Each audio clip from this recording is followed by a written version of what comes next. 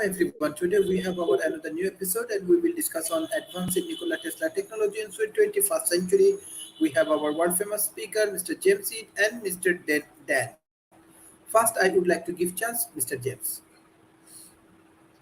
Well, thank you, Sharif. This is an interesting topic that you've chosen for today. There are many Tesla fans, and I'm not certain whether the number of inventions, or the quality of inventions, or the fact that he was, kind of ripped off by Edison, is the reason that he has such a following. But it's intensified in the recent years because he was so far ahead of his time. I think it was one of those things where so it took a long time to appreciate how far ahead of his time he was. And one of the things that he's famous for is the alternating current. Edison was a fan of the direct current, and alternating current was better, more efficient, and so it became the a common denominator in all of our powering chores. And but still, Edison was the guy that made money, and Tesla did not. Yet we're still using a lot of the things that he invented, and alternating current is one of them. But he was also in the late 19th century. Maxwell came up with the formulas that described electromagnetism, and Tesla was was of that era, and he used these ideas to create inventions that exploited electromagnetism, and the applications were far flung, and they're still in use today. And the idea that he had, the genesis of them were all to help humanity. He wasn't about profiting. Although he had about 300 patents, not all of them were developed, but it wasn't about him making the money for himself. He was envisioning these inventions to help the future, and he felt that technology was going to be the salvation. And I think the one thing that I always will remember about Tesla is one of the things that he taught me, although I've seen it in other sources, but I think he was one of the ones that told me it was all about energy. It was all about vibrations. And one of the things that I remind myself on a daily basis is that you can change your vibration at any time. And so the vibrations are something that we're just starting to understand. And, it was a hippie phenomenon in the 60s. People talked about good vibes. Turns out there's a scientific explanation for that, and it's all true. Thanks. Thank you, Mr. Dan. Yeah, good morning, Sharif, and everyone tuning in. Tesla is, what can you say? I think he was kind of a natural scientist, kind of like another pioneer in electromagnetism, Michael Faraday, who didn't have a lot of theoretical grounding, but he had amazing intuitive instinctual grasp of the workings of the universe. Tesla, I think he was. They don't talk about his religious beliefs very much, but he was kind of a pantheist. Even though he was raised as an Orthodox Christian, he considered himself to be kind of a pantheist, I think, because at one point he said, "The universe is simply a great machine which never came into being and will never end. And what we call the soul or spirit is nothing more than the functionings of the human body.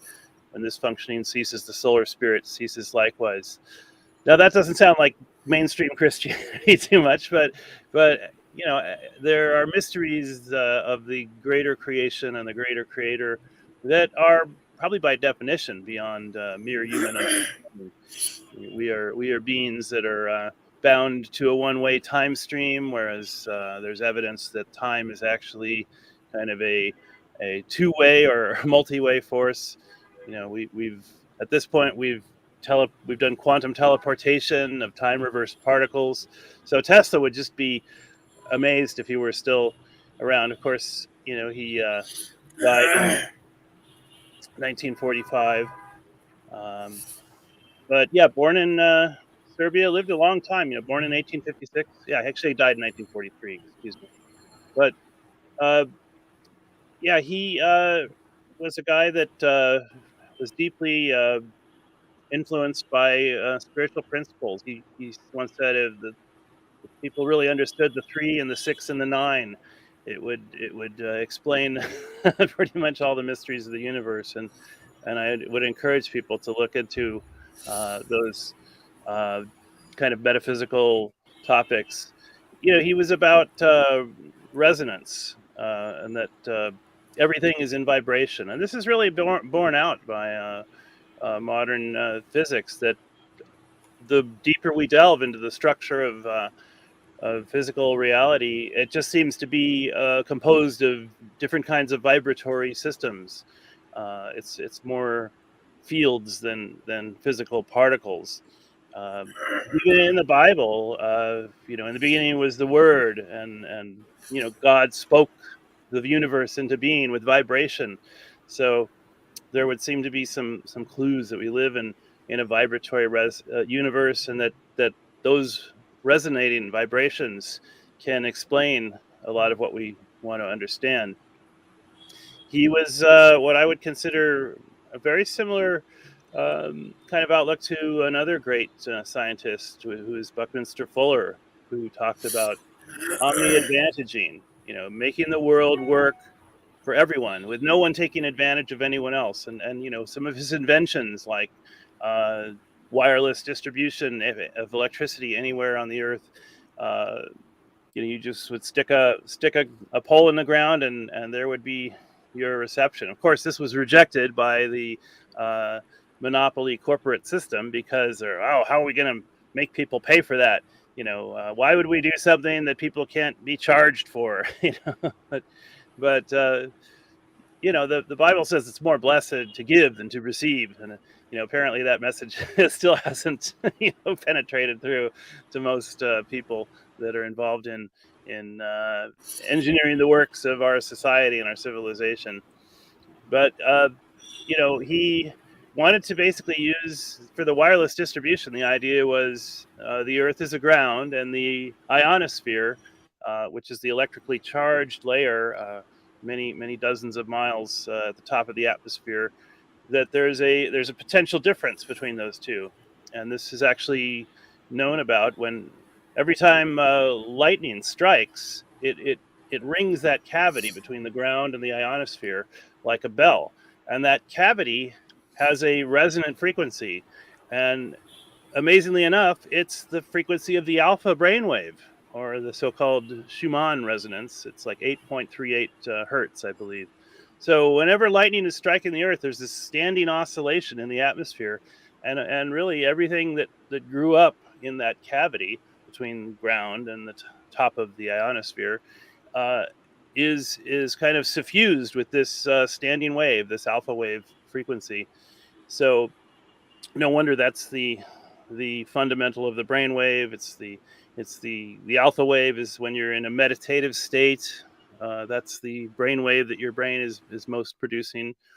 And actually, we are bioelectrical creatures, and the whole field of electromedicine has actually been wrongfully suppressed for decades by the pharmaceutical industry, because it's so cheap to to use these electromedical therapies that there's no profit in it. Again, this was the big reason that we didn't get a lot of Tesla type technology uh, mainstreamed.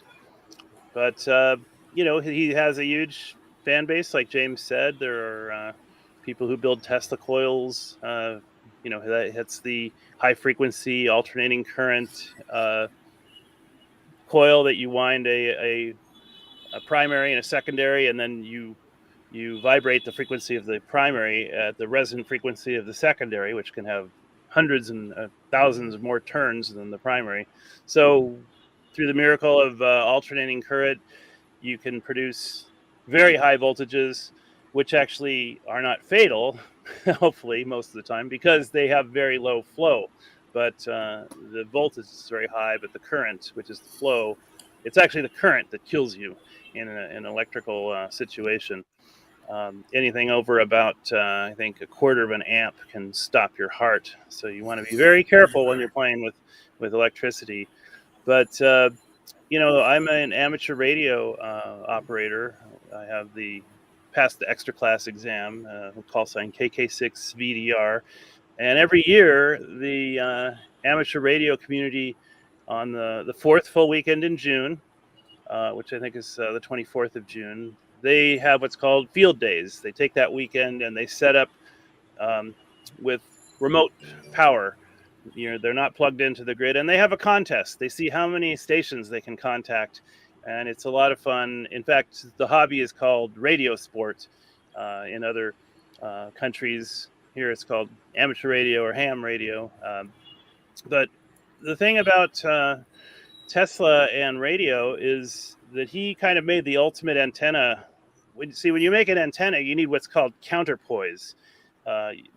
People think an antenna is just a piece of wire sticking up in the air, but actually you have to have a ground element of the antenna, which is called the counterpoise.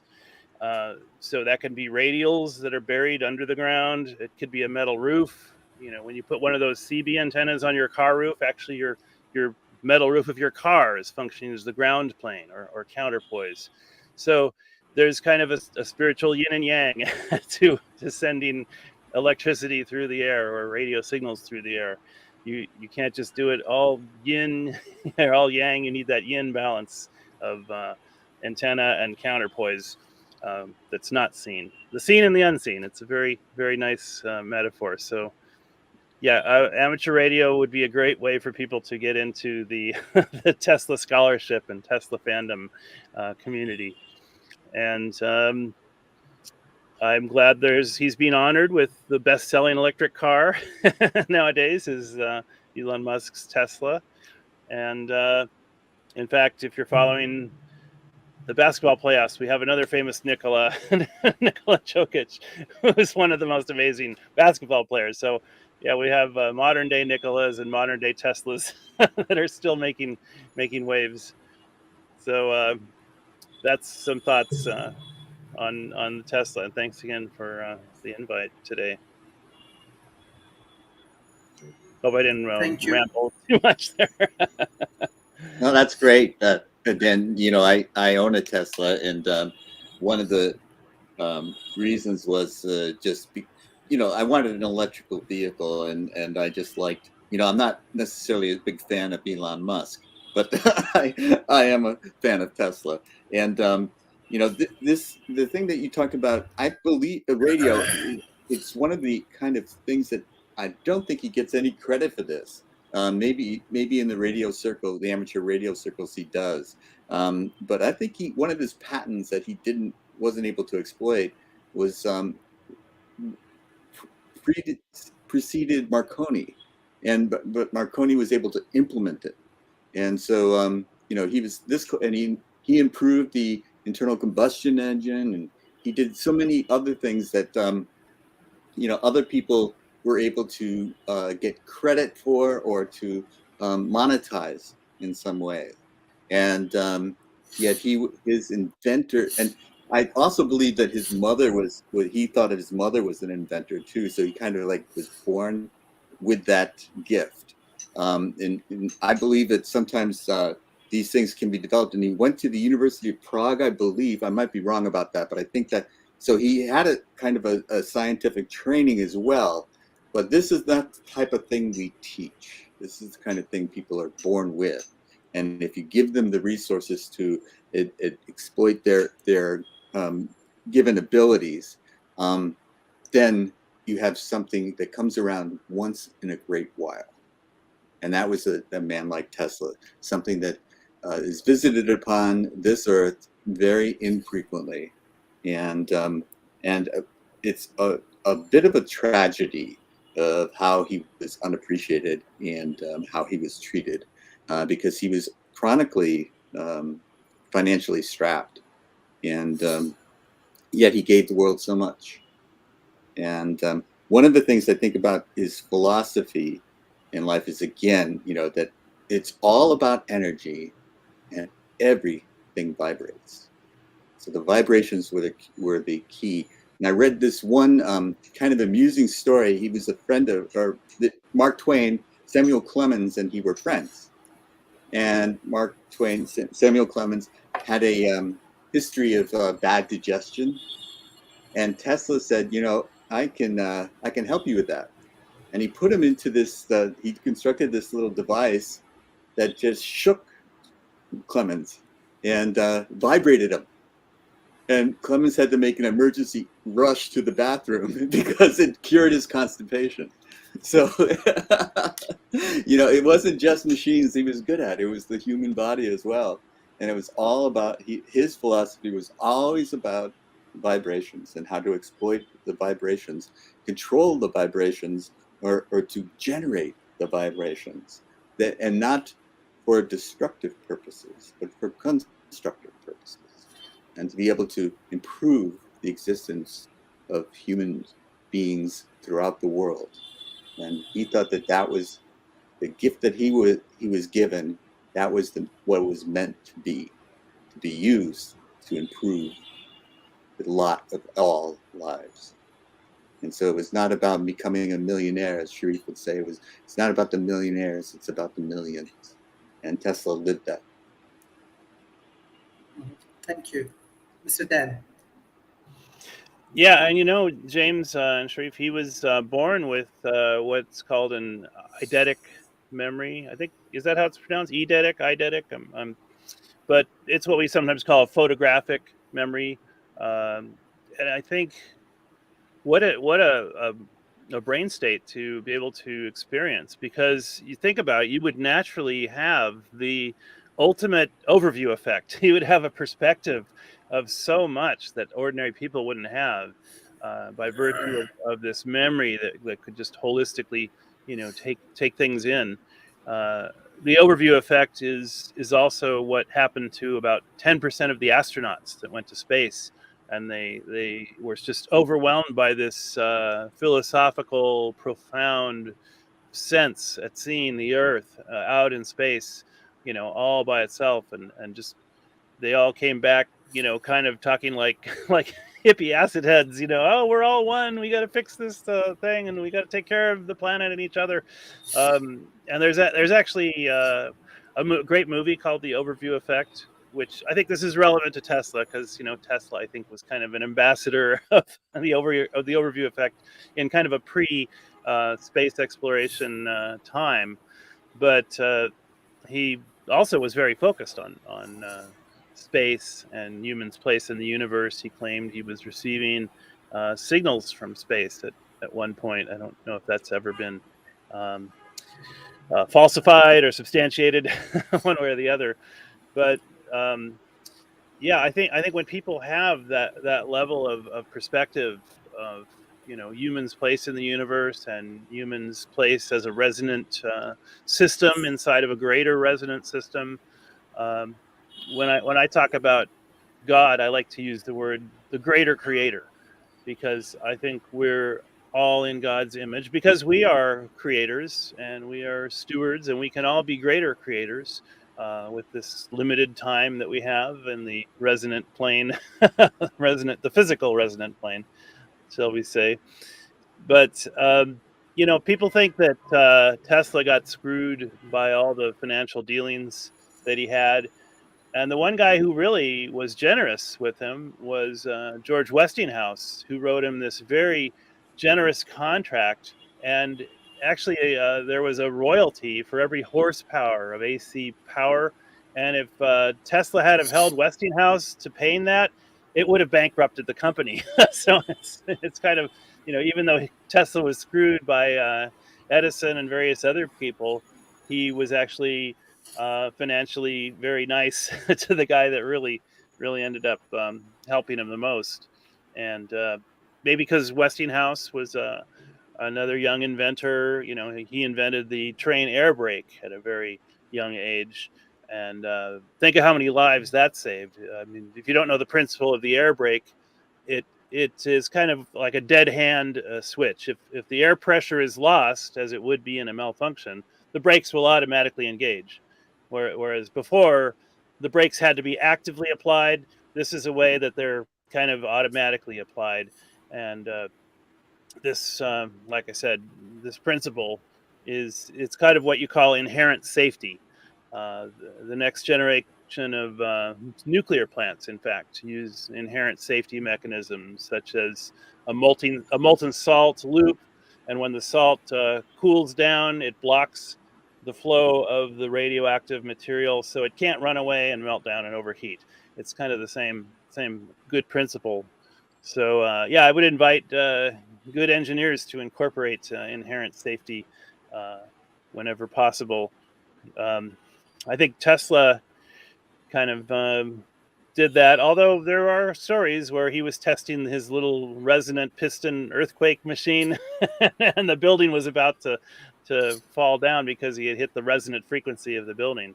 You know, if you have a wave or a vibratory system and you just push it at the right part of the wave, you know, periodically, that wave will intensify and intensify.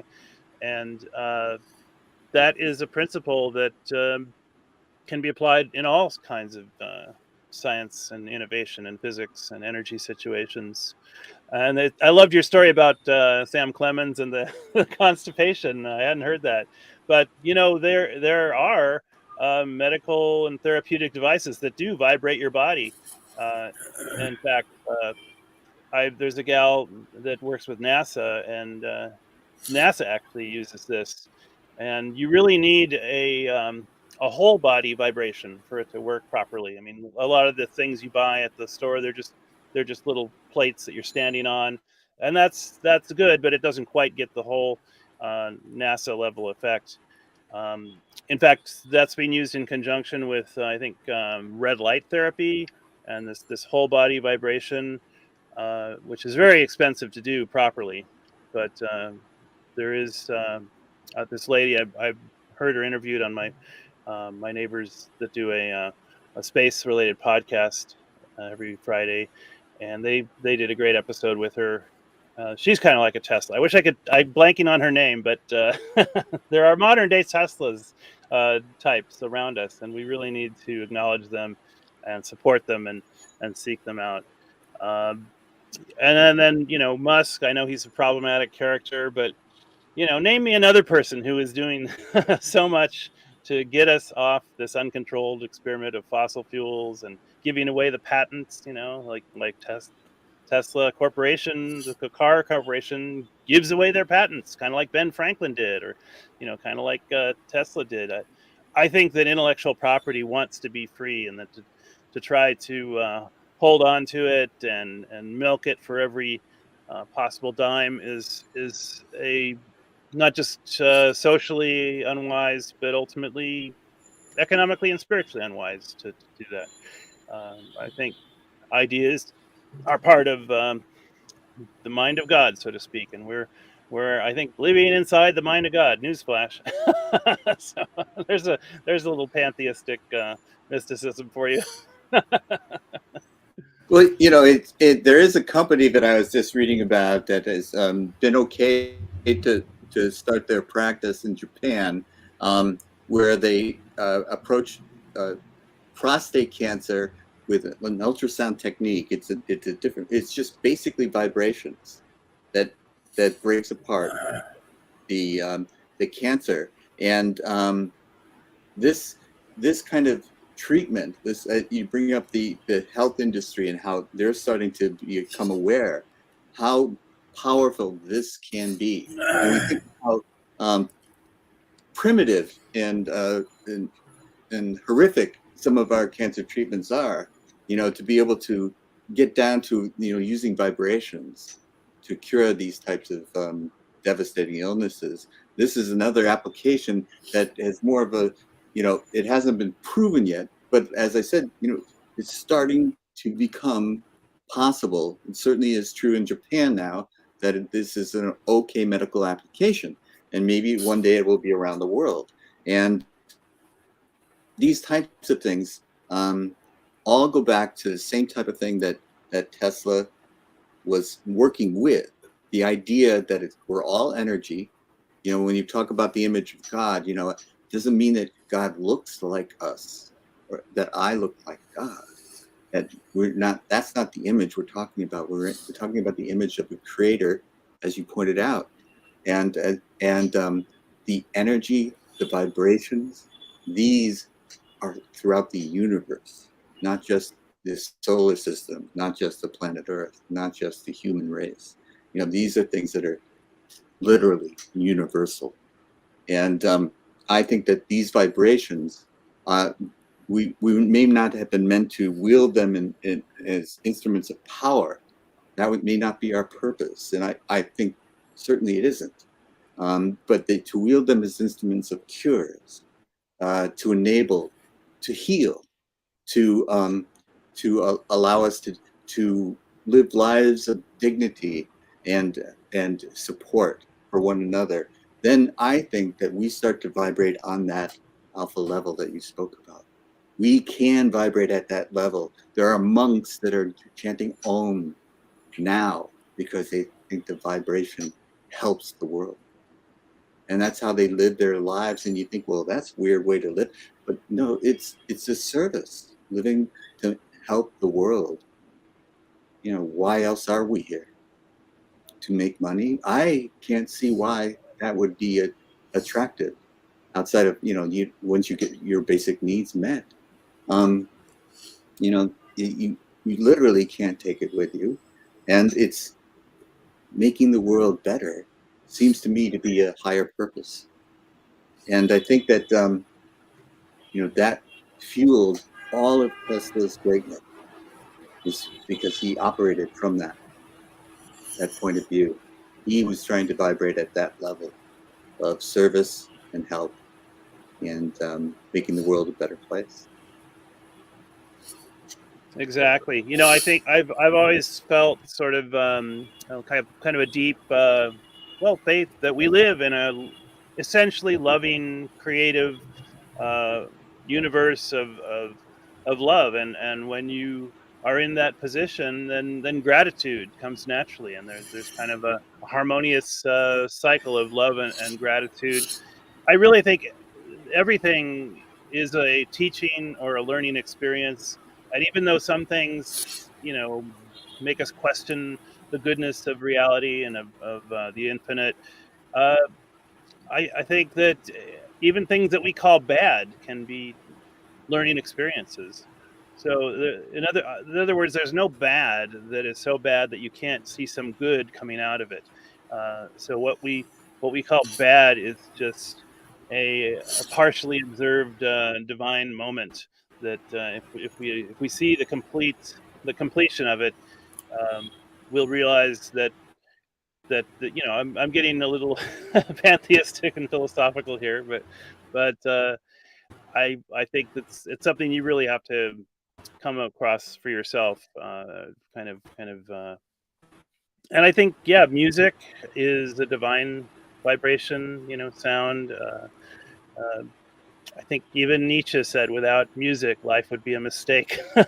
So there's one of the ultimate atheists kind of acknowledging the vibratory divineness of our reality. And on the whole medical front, I was really privileged to meet Dr. Bob Beck, who had an entire electromedical protocol that you could basically do for pennies at home.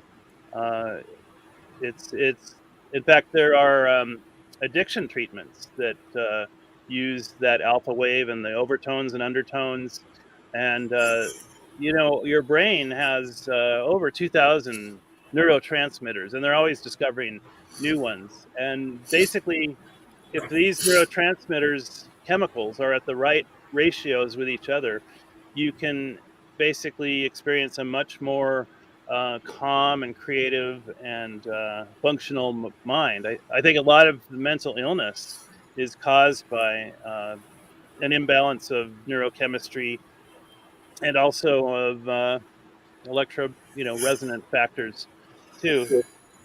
But I couldn't agree more. I couldn't agree more. And actually, this book is going to be available. It's available for pre-order now, coming out in September.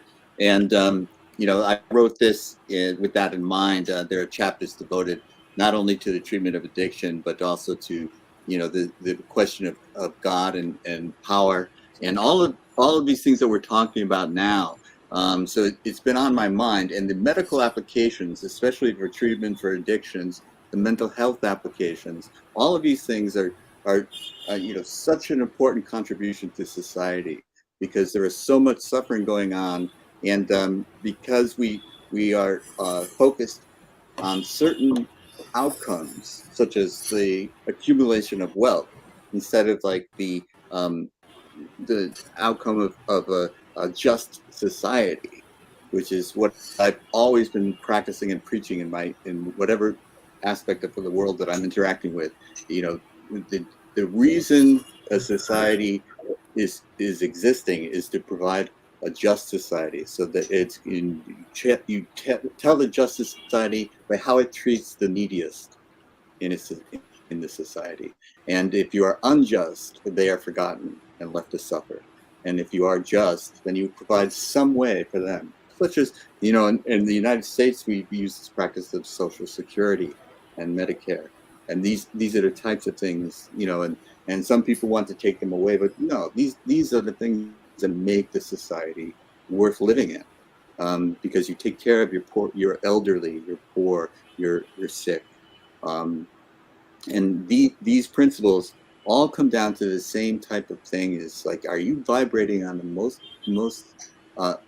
ideal level? And chanting Om, I do it. It's one of those things that resets your vibration, so you're not acting anxiously or aggravated or hostilely to your environment, but to do it in a way that you're calm and serene, and then you can influence those around you.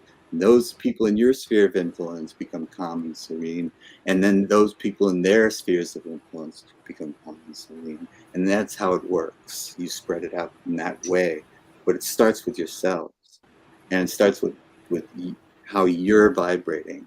And I think if we go back to what Tesla is talking about, his inventions were all about, propagating this wireless transmission that we take for granted now because we all have iPhones or whatever. This wireless transmission was, people didn't understand what he was talking about, but he would stand on one side of a stage with the light bulb and someone else on another side of the stage, and he could turn the light bulbs on when they weren't connected. There were no wires, and people would be stunned. It was an act of magic. But this wireless energy transformation was because we cannot perceive it. We cannot use what we can see is limited.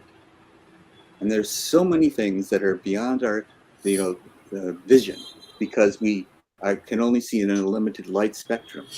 And we cannot see all the energy that is going on all around us all the time. And Tesla had the imagination as well as the eidetic memory. Sure, he had that, and that's a boon in many ways. But it's also the imagination to see that energy. Then so many of us go through life without knowing it even exists. Beautiful. Oh, and I didn't know about your book. That sounds like a wonderful book you've written. It covers resonance and mental health, and Yes. a kind of a divine, greater, creative. I'd love you to plug that some more. But there's a thing in electronics called the quality factor, and that's the point in a resonance circuit where most energy will be passed or conducted or appear in the circuit. And there's a prayer in the Baha'i faith that talks about polishing the mirrors of our soul so we can better reflect the light of the divine. And I think that's kind of what we're here to do in this plane of reality, is to get our Q factors, our quality factors, to the greatest resonance that they can be. The fundamental of a radio circuit is a capacitor and an inductor, and when those two are tuned, the electricity flows around and around those two, like what's called a tank circuit. And the ARRL, that's their logo. There's an antenna, a triangle. There's a capacitor, there's an inductor, and there's a ground. So that's the fundamental. Tesla would get that. It's probably what he went to the patent office with too late. When he lost out on the wireless transmission. But this idea is not just an engineering idea. It's a philosophical, practical, daily quality of life idea, and I think it explains a lot of how we should be conducting civilization.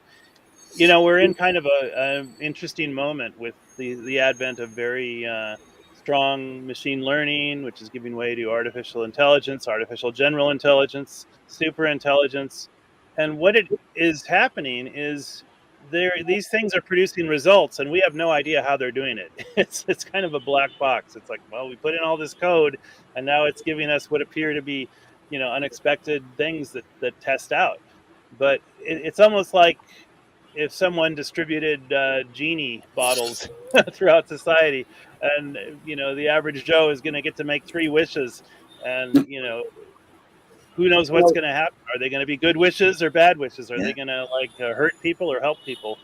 So I think we don't have maybe more than a few years before these super intelligent forces are just going to be wondering what's so special about us.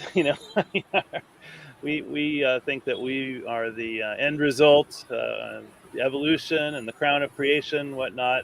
Well, we better start acting like it if we want to not be, declared irrelevant by any super intelligence that may be resulting. And it could be as short as a couple years, could be a decade or two, but that's what we need to do in this narrow window where we still have agency as intelligent beings, because the big dog's gonna come, moving on over for the big dog, like the song goes. Yeah, well, as you point out, the engineering aspects of Tesla are one thing. The engineering can be, modified, perfected, and so we can have more tools at our disposal and more things that we can do mechanically. But I think what we're talking about today, and I really appreciate your comments about it, is really the spirit behind what Tesla was trying to accomplish. And so if you're doing inventions now, if you're gifted with the ability to invent, do so with Tesla in mind, for the good of humanity, for the good of your brothers and sisters. And we live in a global economy, and it's time for us to think of the global community. Not for you, your country, or your neighborhood, but think of us all. We're all in this together. And as climate change is teaching us, as this artificial intelligence wave is teaching us, we're all in the same boat, and the boat is rocking. And we all want to get oars pulling in the same direction if we want to make it to shore. Well, I had a roommate that said, if we ain't here to take care of each other, what the hell are we doing here? I think As Ram Dass says, we're all walking each other home. Yeah. There's a mutual aid mission to the universe, and I think we haven't taken advantage of it. We can actually now use location science to say, okay, who's in stewarding this location, and what are they interrelating with their Dunbar number of 150 people, because you can really only get to closely form relationships with around 150 people in your short 410 or whatever the average lifespan is now. So we should really look at civilization as this networks of small, closely resonating tribes, and there are dark forces that their main thing is, oh, we want power and control. That's all that matters to us. But no, that's ultimately a dead end, literally and figuratively. And I think the dictators, that their time is rapidly passing, and we're going to build a civilization based on resonance and love and helping each other progress, because that is divine superintelligence. I couldn't agree more, and that is, I think, what the message of Tesla was all about, and not so that you have the most number of patents, but it is so that you improve, you leave things better than when you found them. And there couldn't have been a better example of someone doing that, I think, than Tesla. And I'm glad that he's getting the recognition. I'm glad I drive a Tesla. Maybe he was a kind of a prophet. People claim at his funeral there were pictures taken of him, and when they developed the film, the body was kind of transparent. So maybe he had this, angelic or extraterrestrial or some kind of Well, divine messenger. if we're all talking, like, let's just break it down into vibrations, and we talk about okay, the Greeks thought that the atom was the indivisible particle, and we found that there are subnuclear particles, and of course now we find that there are particles that make up the subnuclear particles, and we get down to quarks, and we think that quarks are the fundamental things. But there's up, down, charmed. There's all the different types of quarks. So what makes them up? So now the theory is strings, but not a string that it starts at point A and ends at point B, but they're in a circle, and they're in a circle vibrating. Exactly. Yeah. That's the most fundamental aspect of the universe, the vibrations. Yeah. 11-dimensional vibrating strings. That's, I think, the latest best story of the universe. Different sizes, different shapes, and they produce different sounds. Yeah. Thank you. And time is the vibration as well.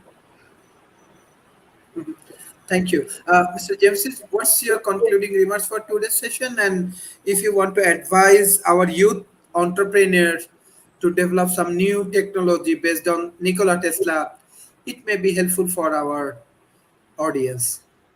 Well, I think that we've had a wonderful discussion about the spirit behind Tesla and the spirit behind why do you invent? And so if I was advising the youth, which is I wouldn't presume to do it, but I do think that it was something that I wish I understood when I was young, was that not to think not only of myself but of others. And when you're providing a service, you think about what is the problem that others are having that you can solve, and how can you solve it so that it benefits the most, and not necessarily yourself. There's nothing wrong with profiting off of your inventions. There's nothing. It's not evil. There's nothing wrong with it. But the idea behind Tesla is to do the best for the most. And if you're inventing, that should be the primary source of your creativity. And if it is, what you will create will be profound. And that's my message. Thank you. So Dan. That's a great message, James. And I would say further about the money factor. Money has a great function that people don't realize. It's a counter of how much people value what you're doing. So that's like the least evil function that money performs. It's like, wow, look at all these people that value what I'm doing. Their money is like a odometer. It's clicking away the miles. It's saying, we like this. Now money can have less beneficial aspects too, but I like the value counter aspect of money. And yeah, I think Tesla was kind of a prophet from the infinity of resonance here to teach us that it is more blessed to give than to receive, because that's how you become a resonating element of this divine creation. And yeah, that's worth doing. It's if you're not doing it, check out how to do it more. And also, if I could plug my current double candidacy, I'm not only going to be running here in Thousand Oaks with these ideas, by the way, for a fourth try for city council, but I've been honored to be on the ticket with the USTP presidential candidate, Tom Ross. So it's a Ross Tweed write-in candidate for 2024. We're not on the official ballot yet, but I think we may be in Nevada. I'll have to check that. But I see politics as just a way to put solutions out that haven't been widely implemented before, and I think I think if we use the amateur radio contest approach, only we create challenges of like who's doing the most volunteering, who's doing the most citizen science, who's improving this particular 3 meter by 3 meter patch of land, uh, and who's able to have off-grid mesh communication networks to talk to their neighbors about it. Who's got the little free libraries, who's got the park in my driveway or grow food in my garden apps. All these things need a portal, and the portal should be location based, and we can make it a game too. So this is what I'm going to be running with, both on the city council campaign and in the national vice president campaign with the United States Transhumanist Party, which, by the way, you don't have to live in the United States. Sharif is our foreign ambassador secretary for the U.S. Transhumanist Party. We've got great talent in there. Speaking of world talent forum, and I think the Lifeboat Foundation is another great group which looks at these risks to human existence which aren't being talked about. That's really why I got into politics. It's like the government is talking about stuff that doesn't seem to be quite the most important. There's all these risks that we could be doing something about that we're not. So join a community emergency response team, because the person who founded the what we call CERT teams, community emergency response teams, it was founded in the Los Angeles Fire Department about 1986, I believe. And I talked to the actual founder at one point on Zoom, and I said, "Is there any emergency that CERT would not try to deal with?" And he said, "Nope. There's no emergency so bad that we wouldn't try to respond to it." And to me, that's the function of government and of civilization, is to always be preparing to deal with whatever emergency. Alien invasion, stars exploding, you name it. We should have written procedures and plans and training to rationally approach any emergency. And that's what government doesn't do. Government has this kind of, oh, well, it's good enough. We're taking care of most of the expected stuff. So why worry about the super unexpected? It probably can't do anything about it. No, I think that's where groups like the United States Transhumanist Party and the Lifeboat Foundation and amateur radio and gamifying these things based on location and mutual aid is, and really our faith institutions. Oh my gosh, they're completely not utilized enough when it comes to doing these kinds of things. So by way of a very overly wordy explanation. Oh, and there is one more thing I want to say about inventions and sharing them. A lot of people spend lots and lots of money trying to copyright or patent, get the intellectual rights to something, when actually the best way to secure the fact that you invented something is to publish an article about it in a technical journal for that sector that your invention works in, because then everyone will know, there's the guy, he published about his invention. And even when you get a patent, you have to release the details, so then these patent laws can be knocked off in other countries that don't have the same patent laws. But really, it's a mutual aid thing, that we share our innovations and our greater creations. So thanks again.